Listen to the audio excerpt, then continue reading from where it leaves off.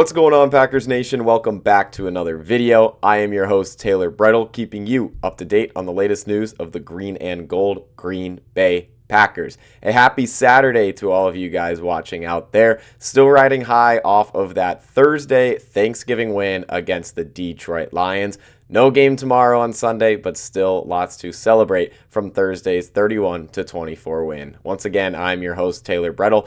Feel free to leave a like, subscribe, turn on a notification bell. Do any of those. We'll still love to build a strong community here among fans of the green and gold Green Bay Packers. Got a pretty fun show today. Yesterday's was fun as well. But today we got to praise kind of shouldn't call them the underdogs, but kind of what didn't take the headlines of what deserved the praise for this 31-24 win for Green Bay. Starting off with the offensive line. This is an offensive line that has been beat up. It has had pieces moved around like crazy, and they have played super well, and it really needs to get addressed. I feel bad not touching on them in the last video, so I wanted to kick it off starting with them first.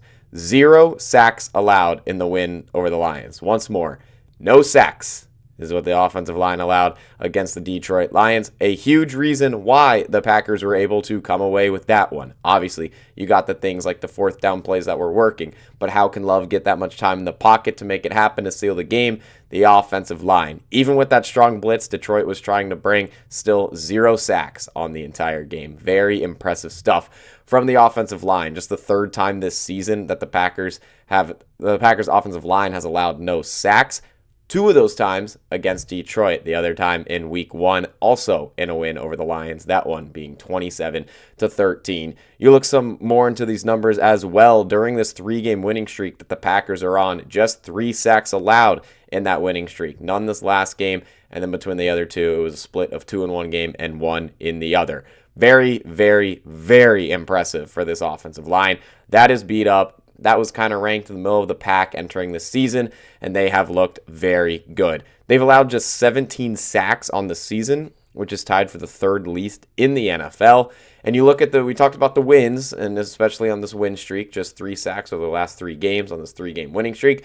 But you look at the losses, and you can see, obviously, a lot of factors occur when you take a loss in the NFL. But you look at the offensive line, 9 of those 17 sacks given up have come in just 3 games, and those were the 3 losses to the Browns, the Panthers, and the Eagles. So I know it sounds a little bit obvious, but, all the ingredients kind of matter in a recipe for success. If the O-line's holding up well, Packers are likely going to walk out of there with a W. Again, in those 3 losses, 9 sacks allowed. Woof. But hey, it's been a while since a loss. Eagles game will still sting, especially if it comes to tiebreakers. If the Eagles somehow tie an opponent and end up with the same record as the Packers, we're not worrying about that. Looking to surpass Philadelphia, surpass everyone in the NFC, and we're looking for this offensive line to continue doing what they're doing. You look at the offensive line from left to right. We talked about how they're pretty beat up, have had a lot of pieces move around.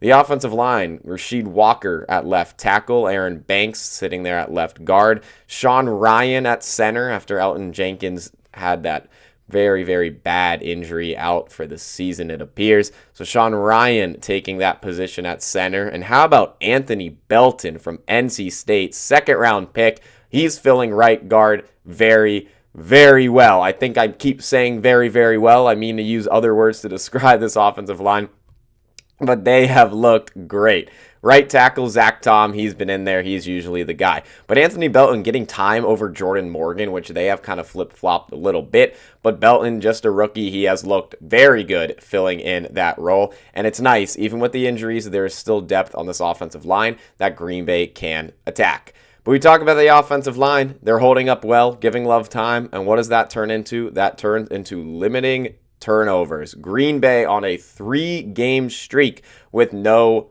offensive turnovers. And in those 3 games, they're 3-0. Again, another ingredient to that recipe for success. Once more, 3 straight games, no turnovers. Mwah. Chef's kiss. Very nice to see, especially when you're competing for a deep playoff run. I know we still got a couple weeks to go in the regular season, but all these pieces coming together that you love to see. Getting into some of these numbers, they have just 7 turnovers on the entire season. The Green Bay Packers offense does 3 of those in the air, 4 of those carries that were fumbled. But the 7 turnovers as a team is the least in the entire NFL. And the Packers have even played one more game. Again, there's 3 games on Thursday. There was 1 game on Friday. So a couple teams have played 12 games, the Packers being one of them, and still the least amount of turnovers in the NFL with just 7. And once more, those 3 interceptions as well were all obviously out of the hands of Jordan Love. But that is the 3rd least 3 interceptions. The only 2 quarterbacks that have less than him are Matthew Stafford of the Rams and Jalen Hurts of the Eagles, who actually added 1 today, but he's still only at 2 interceptions on the season.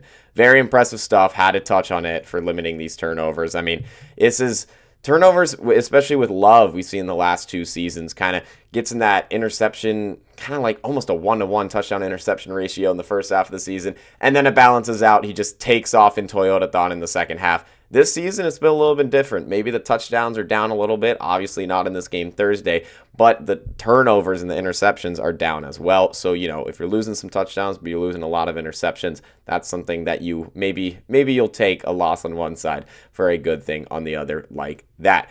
But moving on to the defensive side, we have to talk about the injuries and how this defense is thinning following Devontae Wyatt's injury in that game on Thursday. This defense is thinning, but man, they have so many pieces that have been able to step up. And when you have a defensive coordinator like Jeff Hafley, there's obviously panic with the guys maybe that are out there compared to who was out there at the start of the season. But the boys continue to roll. I know 24 points, a good amount given up, but you are playing a Detroit Lions team with one of the best offenses in the NFL. Looking at this defense just a little bit, Quay Walker, captain, wears the patch, linebacker. He's been out now for a couple of weeks battling that neck injury. He always seemed like a questionable guy, game time decision, but has not been there the past couple of weeks. Who's in for him? Isaiah McDuffie. Another great game on Thursday. McDuffie getting that captain's patch.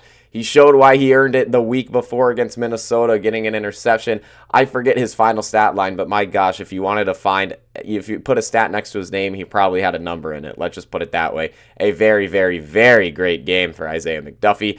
And almost an even better one, I'd say, against Detroit, just because it's a really hard offense you're going against and you're filling that role that you filled so well. So to live up to it and play another strong game, clap it up for Isaiah McDuffie. You go to the cornerback room, they've been thin all season. Nate Hobbs still dealing with that knee injury, not really a clear time frame on when he'll be back. He's another guy that for this game on Thursday was listed as questionable, but he did not go into the game. Thursday officially flipped 2 out, but some optimism holding there, trying to get things going in practice, but not really seeming like there's a clear time frame on that. You go to the defensive ends, obviously you got Rashawn Gary and Micah Parsons. That is the 1-2 punch the Packers have, but the depth that the Packers have, giving guys like Parsons and Gary a rest maybe on a down or 2 within the drives. One of those guys, Lucas Van Ness, he's been a very great depth piece. People call him Hercules. He's huge, first-round draft pick out of Iowa. He is battling that foot injury, but you got Enagbare as the backup as well, who's starting to get more time, especially with Van Ness not being able to come back consistently, or maybe he comes back, plays a couple of snaps, and now he's out again, just like in Detroit. Not really getting on the field that much. That foot injury is still lingering. Now here's where it gets heavy. The defensive tackles. Yikes. This is where they pile up. So we're going to start off with Devontae Wyatt. That was definitely the big headline for the injuries for the Packers despite a win. He went down with an ankle injury. Actually, it ended up being he fractured his ankle. I shouldn't say just an ankle injury. Fracturing his ankle in the win, and it appears that will end his 2025 season, which is very unfortunate to go out that way, especially with your own teammate falling on you, and that's how you fracture it. Just nothing that you like to see out of that. Nothing good. I mean, he got carted off, gave the salute to the crowd, in happy spirits, but the result of the injury, not good for him, not good for Hafley, not good for the defense, not good for anyone involved, and it is very unfortunate to see. You got another defensive tackle, Carl Brooks. That's another guy that kind of seems like maybe he'll be back this week, and then he's not. He is still out battling an ankle injury of his own. Obviously not a fracture, as he is, trying to get into some of these practices, but still not good enough to go in a game. So you're down pretty big in the defensive tackle category. You got rid of Kenny Clark for Micah Parsons, a piece in that trade. So you're rather thin there. So who's in? You got Colby Wooden. He's been in there a good amount, especially with Brooks out. It's really been Wyatt and Wooden in there. Behind Wooden, you got Warren Brinson and maybe now Nazir Stackhouse. Brinson, a 6th-round pick out of Georgia. Stackhouse, undrafted, but also at Georgia. These guys played together. And hey, I said this in the last video, if you play at the University of Georgia and you play on defense and you're on an NFL roster, you're probably pretty good. Does not matter if you're drafted late. Does not matter if you're not drafted at all like Nazir Stackhouse. He is still a monster. He had his turkey leg after the game too. Vibes are high all around, no matter where you sit on that depth chart. And these guys in Wooden, Brinson, and Stackhouse, their roles are going to get very, very important with the upcoming game against the Chicago Bears. Got a while to that one. But speaking of the Bears, we got to get into the NFC picture. Man, this is a dogfight. Packers are 8-3-1. They're the 6th seed in the playoffs right now. That is nuts, obviously, with how the layout works. Top 4 are the division leaders, so the Packers aren't one of those. But the fact that they're 8-3-1 and not the top wild card shows how good the NFC is this season. We're going to start within the division, the Chicago Bears and Packers and Lions, even though there's just 3 games on this Thursday and 1 game on Friday. Those 3 teams have already played, with the Packers playing the Lions and the Bears getting a huge win over the Philadelphia Eagles. So here's how the NFC North stacks up. Chicago Bears sitting in first at 9-3, Packers right behind them at 8-3-1, and the Lions 7-5 in third place, and Minnesota trailing big in last at 4-7.